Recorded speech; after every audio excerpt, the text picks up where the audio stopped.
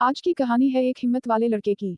लेकिन कहानी सुनने से पहले चैनल को सब्सक्राइब करें और बेल आइकन को टच करने तक आने वाली वीडियोस आप तक पहुंचे। एक छोटे से गांव में जो पहाड़ों के दरमियान बसा हुआ था, एक लड़का रहता था जिसका नाम लैम था।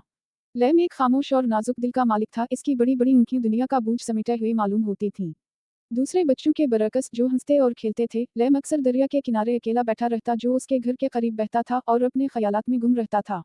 लैम का गम किसी एक वाकये की वजह से नहीं था, बल्कि ये छोटे छोटे दुखों का मजमुआ था जो आहिस्ता आहिस्ता उसके दिल पर बोझ बन गया था। लैम के दिल की उदासी की एक बड़ी वजह इसके वालिदैन का इंतकाल था, जो कुछ साल पहले एक हादसे में चल बसे थे। वो दोनों बहुत मोहब्बत करने वाले और हंसमुख थे, लेकिन उनके जाने के बाद लैम ने अपने आप को दुनिया से अलग थलग पाया। गांव के लोग लैम की मदद करना चाहते थे, मगर इसकी खामोशी और दूरी ने उनको परेशान कर दिया था। वो अक्सर सोचते थे कि शायद लैम की दुखी हालत का कोई हल नहीं है। लेकिन एक दिन गांव में एक बूढ़ी औरत आई, जिसने कहा कि इसके पास एक खास हुनर है। बूढ़ी औरत ने लैम को एक छोटे से बाग में मदऊ किया, जो उसने अपनी जिंदगी भर की मेहनत से बनाया था। बाग में रंग बिरंगे फूल और खुशबूदार जुड़ी बूटियां थीं, और इसकी खुशबू हवा में फैल गई थी। बूढ़ी औरत ने लैम से कहा कि हर रोज वो बाग में आकर कुछ वक्त गुजारे, फूलों की देखभाल करे और बाग को पानी दे। लैम ने शुरू में हिचकिचाहट दिखाई, मगर फिर इसने सोचा कि शायद ये एक नया आगाज हो सकता है। जैसे ही वो बाग में गया, फूलों की खुशबू और सब्जा ने उसके दिल को सुकून पहुंचाया।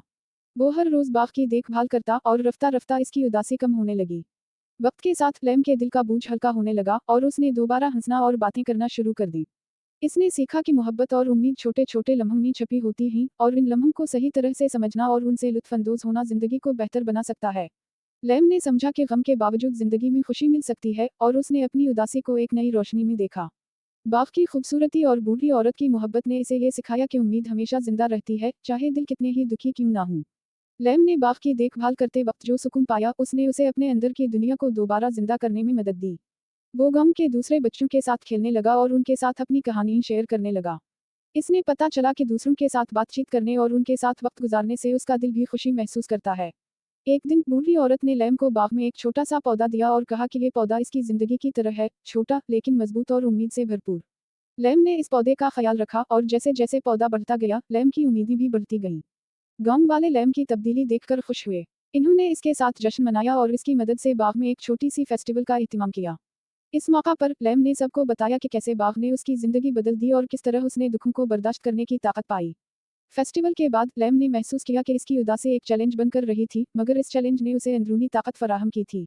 अब वो न सिर्फ अपने दुखों से निपटने के काबिल था, बल्कि उसने दूसरों की मदद करने की भी कोशिश की, जो खुद इसकी जिंदगी का एक बड़ा मकसद बन गया।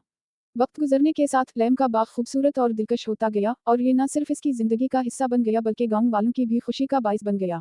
लैम ने ये सीखा कि मोहब्बत, उम्मीद और सब्र के जरिए मुश्किलात का मुकाबला किया जा सकता है, और एक नए आगाज के लिए हमेशा जगह होती है।